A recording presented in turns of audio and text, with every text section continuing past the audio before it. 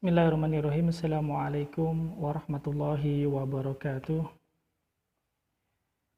Alhamdulillah, alhamdulillahi rabbil alamin. Wassalatu wassalamu ala ashrafil anbiya'i wal mursalin, sayyidil awwalin wal akhirin, wa khataman nabiyyin, sayyidina Muhammadin wa ala alihi wa sahbihi ajma'in. Amma ba'd. Alhamdulillahirabbil alamin, untuk kesempatan yang kedua kalinya kita bisa berjumpa kembali dalam pembahasan mata pelajaran fikih yang insya Allah di kesempatan yang kedua ini adalah kelanjutan dari pembahasan yang pertama, yang kalau kita ingat-ingat pembahasan pertama itu terkait dengan usroh ataupun keluarga. Keluarga ini ada keterkaitannya dengan hal nikah, yang insya Allah di bab kedua ini adalah tentang an-nikahu, pernikahan. Sebelumnya, bagaimana kabar santriwan dan santriwati yang ada di rumah? Mudah-mudahan selalu dalam keadaan yang sehat walafiat, selalu dalam lindungan Allah Subhanahu wa Ta'ala, baik antum atau antuna semuanya beserta keluarga. Tapi kita langsung saja kepada pembahasan yang seperti dikatakan tadi, insya Allah pada kesempatan ini kita akan membahas tentang babun nikah atau tentang pernikahan. Oke, silakan dilihat materinya dalam mungkin bentuk PDF ataupun dalam bentuk PowerPoint. Kalau ada, silakan dibuka. Bismillahirrahmanirrahim. Ini terkait dengan bab nikah. Oke. Yang pertama yaitu tentang ta'arifuh ataupun terkait dengan definisi makna dari an-nikah. Apa itu nikah? Di sini dituliskan bahwasanya definisi nikah itu terdapat dua, yaitu secara bahasa dan juga secara istilah.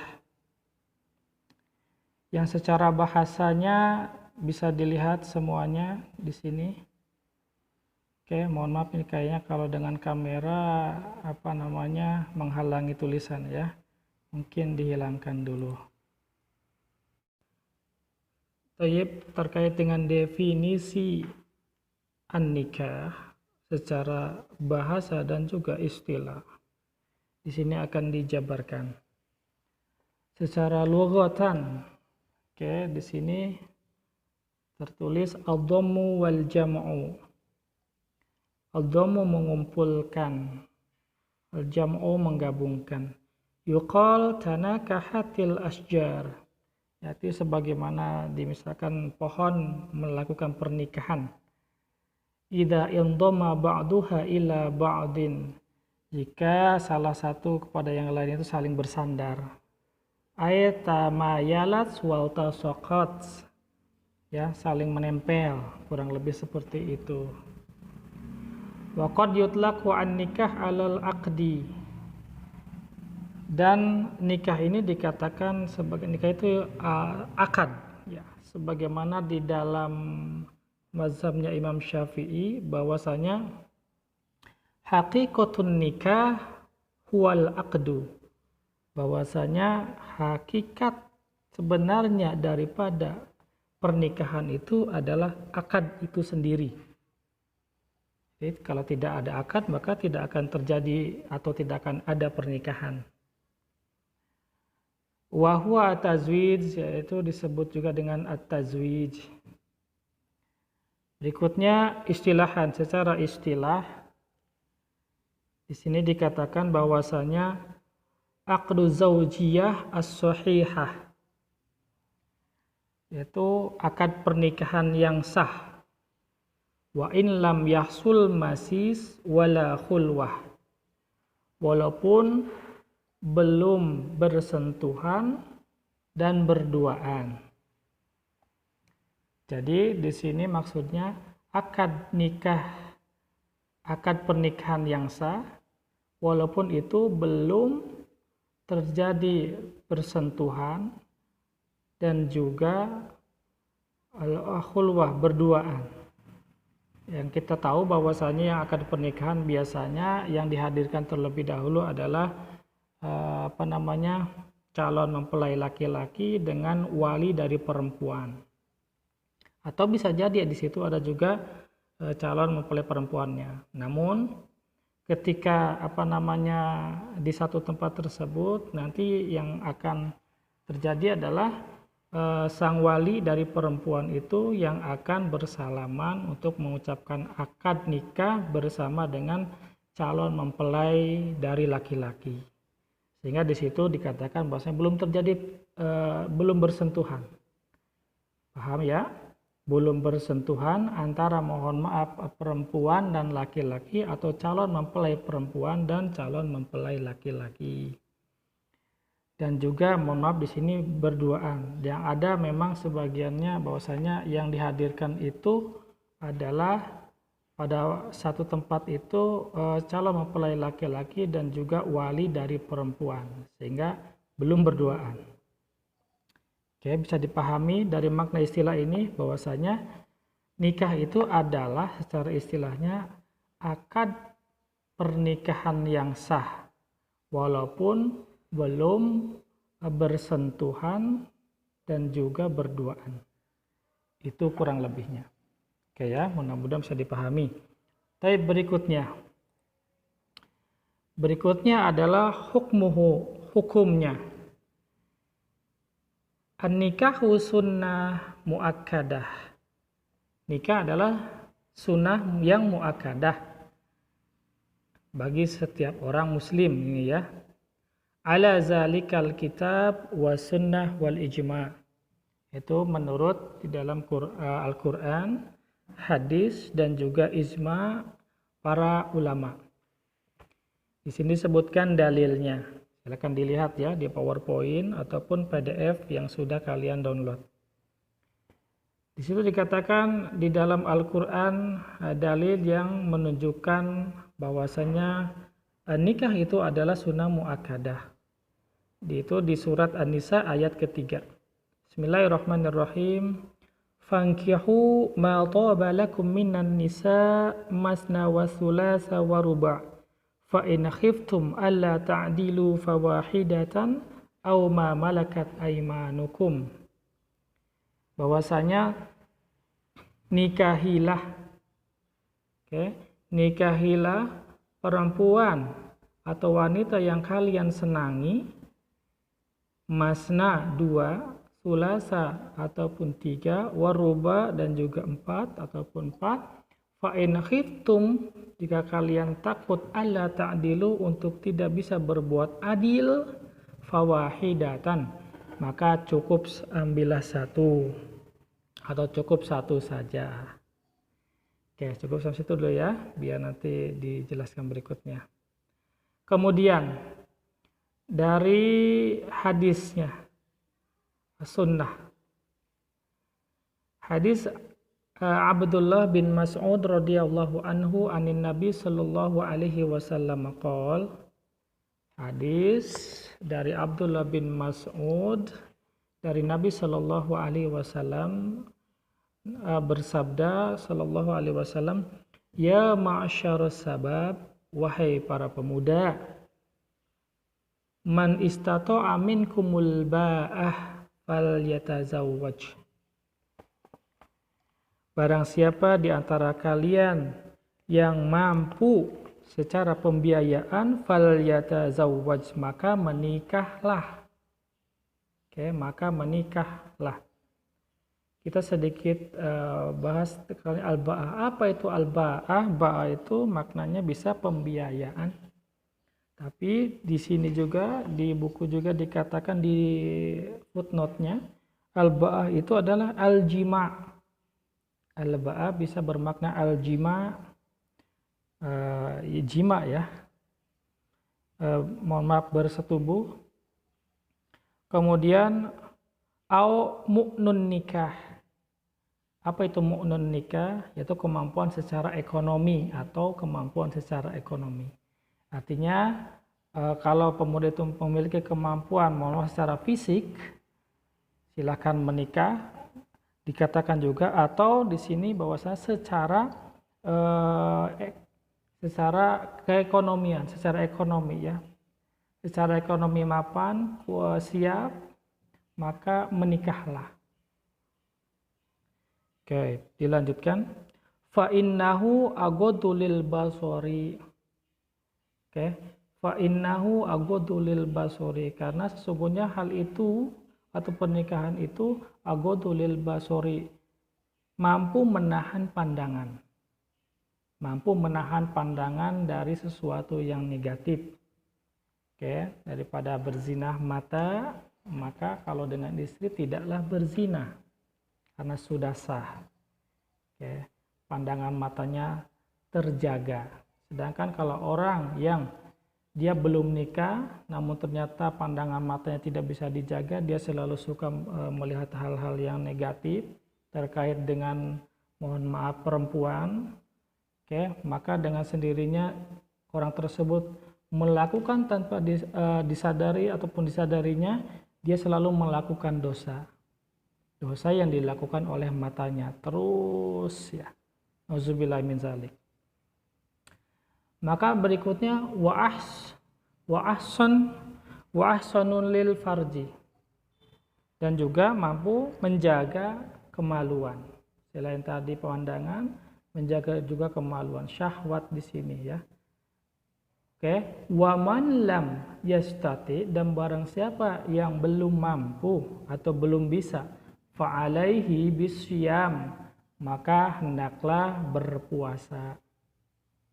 Fa innahu lahu wija, karena sesungguhnya hal tersebut adalah tameng baginya. Oke. Jadi puasa itu menjadi tameng baginya dikarenakan dia belum mampu melaksanakan pernikahan. Tapi berikutnya, tadi secara kitab, kemudian hadis, kemudian berikutnya adalah al-ijma. Oke. Di sini dikatakan ijma bahwasanya faqad jama'al muslimuna ala masyru'iyatihi. Mayoritas umat muslim itu sudah bersepakat untuk mensyariatkan terkait hal pernikahan. Ya, jadi pernikahan itu ada sesuatu yang betul-betul disyariatkan. Wahwa sunnatul anbiya, karena pernikahan itu merupakan sunnahnya para nabi. Ammatan, secara umumnya. Kama qala subhanahu, sebagaimana Allah Subhanahu wa taala berfirman. Apa yang dikatakan di situ?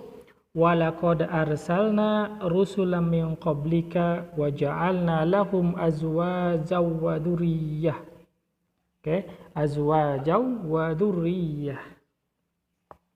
Di situ dikatakan, dan sesungguhnya telah kami utus beberapa rasul sebelum kamu, wa ja'alna lahum azwajan, dan kami berikan kepada mereka istri-istri dan juga keturunan.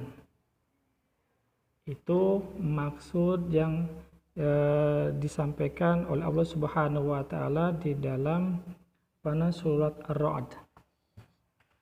Oke, bisa dipahami di sini menunjukkan bahwasanya ayat tersebut menunjukkan akan sunnahnya nikah.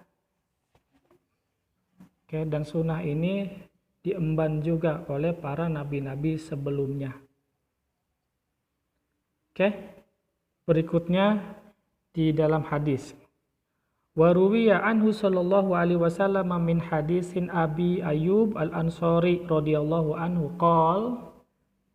Oke, yang disampaikan oleh Abu Ayyub Al-Ansari radhiyallahu anhu, di situ dikatakan dari Nabi sallallahu alaihi wasallam, arba'un min sunanil mursalin, 4 hal dari sunahnya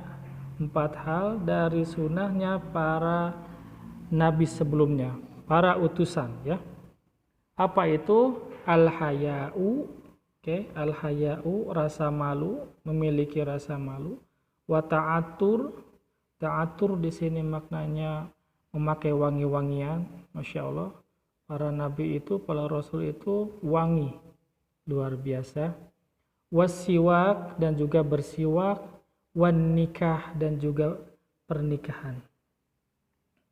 Mohon maaf ini mungkin kelewat dikit ya, nanti diperbaiki. Sehingga nikah ini merupakan sunnah yang dilakukan oleh para nabi sebelumnya dan tercantum di dalam ayat dan juga hadis sallallahu alaihi wasallam. Itu landasan bahwasanya nikah itu disyariatkan. Sampai sini mudah-mudahan bisa dipahami ya.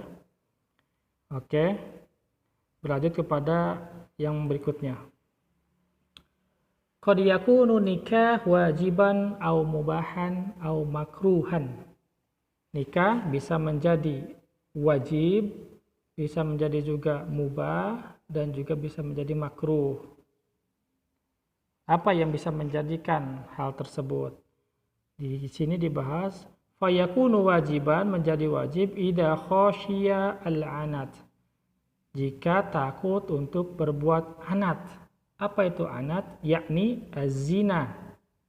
Anat ini adalah az-zina. Jadi takut berbuat zina. Takut berbuat zina. Kalau di dalam buku PDF-nya ditambahkan di situ bahwasanya apa? Li'annahu idalam yatazawwaj, apabila belum menikah atau tidak menikah, waqa'a fi zina, maka bisa terjerumus kepada zina. Jadi kalau tidak nikah maka bisa menyebabkan zina. Artinya orang tersebut bisa nekat untuk berbuat zina. Au ista'mala wasailu ukhra muharramah, atau menggunakan wasilah atau sarana yang lain yang tidak dibolehkan atau yang diharamkan. Wa tilka umurun yajibu ijtinabuha wa la yumkinu ijtinabuha illa bizawaj. Hal tersebut adalah perlu dihindari, dan cara menghindarinya itu dengan cara, yaitu kecuali dengan cara pernikahan.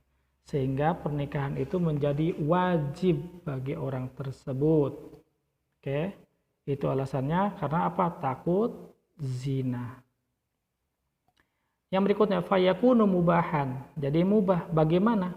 Wazalika fi haqqi man la syahwata lahu. Itu adalah bagi orang yang man la syahwata lahu, yang tidak memiliki syahwat. Mohon maaf ya. Kal anin. Kal anin. Apa ini anin? Anin dijelaskan di dalam footnote-nya. Kalau yang ada PDF materinya. Apa itu? Al-anin itu adalah al-ajiz anil wat'i, yaitu lemah untuk berhubungan badan. Suami istri maksudnya ya. Lemah untuk melakukan hubungan badan lima rodin, dikarenakan sakit. Nah, itu anin atau makna tadi ya, al-anin. Jadi dia lemah, seorang itu lemah untuk melakukan hubungan badan dikarenakan sakit. Atau tadi la syahwata lahu, atau orang tersebut tidak memiliki syahwat. Maka bagi orang yang tidak memiliki syahwat ataupun tadi dia lemah dikarenakan sakit, maka hukum baginya dalam untuk melaksanakan pernikahan yaitu mubah. Adapun berikutnya yaitu di sini mohon maaf belum wakabirusin, atau yang tadi itu adalah yang lemah ya. Sekarang wakabirusin, atau sudah lanjut usia. Sudah lanjut usia, kasihan ya. Enggak menjadi wajib lah. Misalkan umurnya sudah 60, maka ini termasuk wakabirusin, maka hukumnya adalah baginya mubah. Berikutnya adalah fayakunu makruhan, yang menjadi makruh kapan?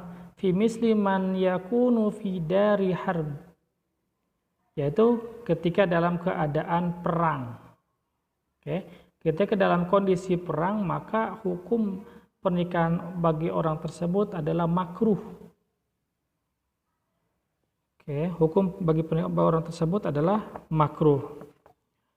Wa takunu iqamatuhu fi baladil kufar. Orang tersebut tinggal di negara orang-orang kafir.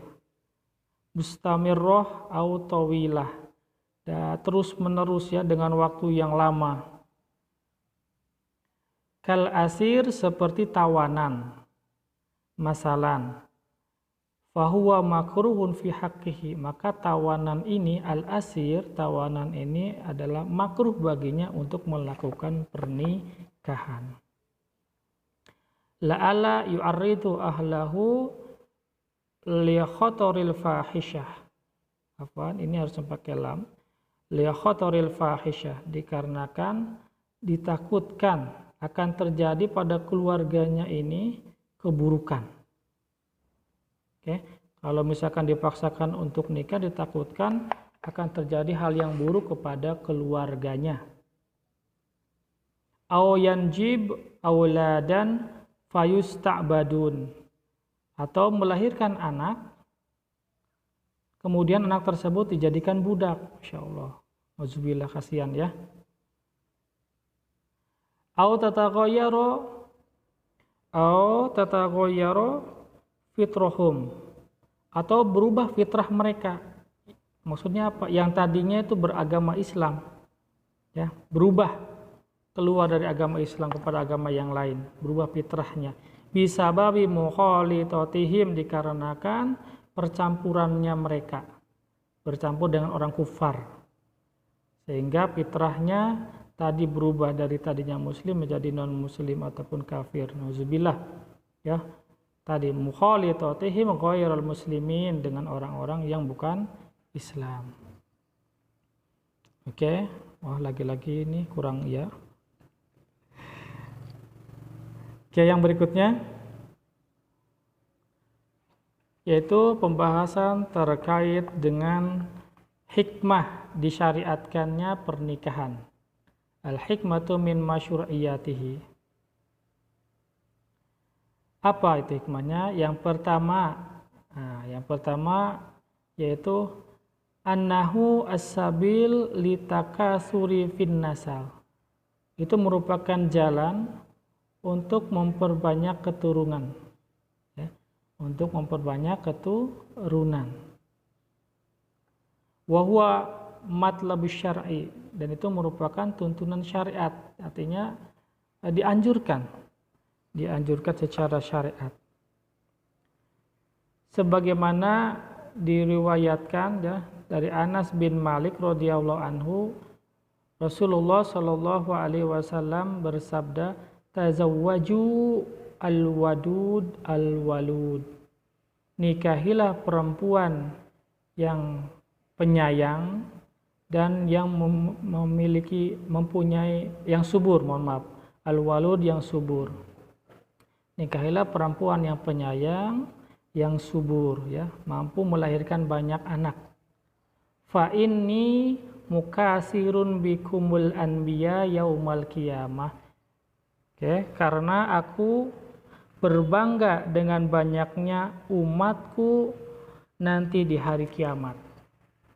Ya, nanti Nabi Shallallahu Alaihi Wasallam bangga dengan umatnya yang banyak, bangga dengan jumlah kaum muslimin yang melimpah ruah. Maka disyariatkanlah untuk bagi kita selaku umatnya untuk menikah. Adapun yang kedua, annahu al-wasilah as-sahihah li baqa'il ansab. Bahwasanya yang kedua ini merupakan cara yang benar untuk kelangsungan hidup.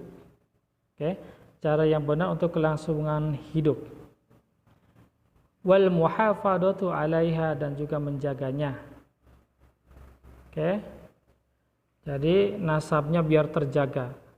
Nasabnya untuk kelangsungan hidup dari sisi nasabnya terus terjaga. Bin Fulan, bin Fulan, bin Fulan, tapi semuanya adalah umat muslimin. Semuanya adalah orang-orang Islam. Oke. Terjaga dari apa? Minal ikhtilati waddiya. Agar nasab ini terjaga dari ikhtilat, percampuran, mohon maaf di sini lebih berarti percampuran dengan orang kafir, dan juga addiya, dan juga terkikis ataupun hilang, sehingga keturunannya itu tetap akan terus ada.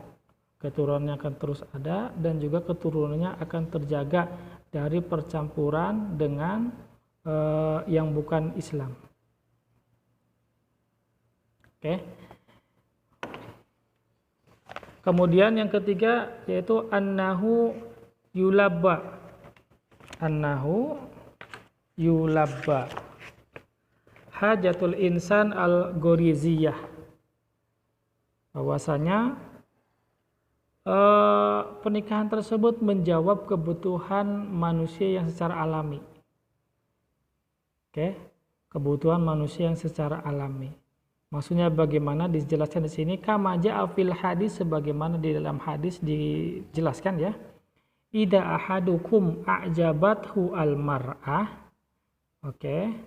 Jika salah seorang di antara kalian a'jabathu al-mar'ah, merasa kagum dengan seorang perempuan, oke. A'jabathu merasa kagum dengan seorang perempuan, fawaqa'at fi qalbihi, sampai masuk kepada hatinya. Oh, ada perasaan nih, gitu kan? Sampai ada perasaan kepada wanita tersebut. Fal ya'mid ila imro'atihi. Maka maka hendaklah pergi kepada istrinya. Maka hendaklah pergi kepada istrinya. Di sini berarti sudah terjalin pernikahan, ya. Fal yuwaqi'ha. Maka lalu kemudian setubuhilah atau berhubungan badan. Fa inna zalika yaruddu ma fi nafsihi. Karena hal itu